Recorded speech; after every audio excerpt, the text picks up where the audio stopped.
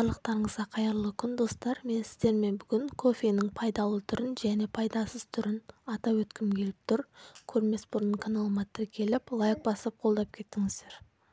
Кофенің 6 пайдасы мен 6 зияны түрі. Кофе сергітеді және жұмыс өнімін арттырады. Ол кофеиннің ағзаға әсер етуіне байланысты. Көптеген ғалымдар кофенің есте сақтау қабілетін арттырып, көңіл-күйді көтеретінін айтады. Ал екінші пайдасы жаттығудан кейінгі бұлшық ет ауруын басады.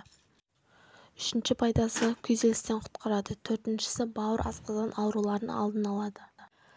Бесінші пайдасы диабет, альцгеймер және сонымен қатар паркинсон ауруларынан құтқарады.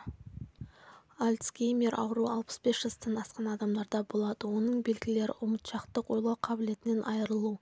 Бұл ауруға қарсы дәрі әлі шыққан жоқ, алайда алдын алуға болады.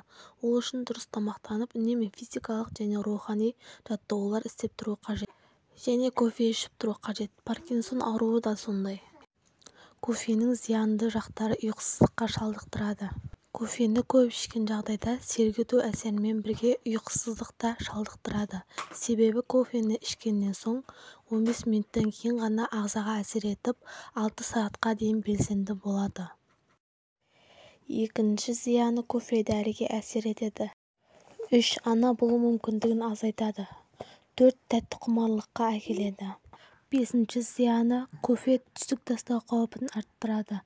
6. қан қысымын көтереді. Қорытынды: кофенің денсаулыққа пайдалы және зиянды жақтары да бар екенін естен шығармаңыз. Сондықтан ғалымдар күніне 300 мг ғана кофеин қабылдауға кеңес береді. Ол шамамен 3-4 шынаяқ ұнтақталған кофе немесе 5 шынаяқ ерігіш кофе. Егер сізде асқазанда, қуықта немесе қан қысымына байланысты аурулар болса, кофеден мүлдем бас тартқаныңыз дұрыс.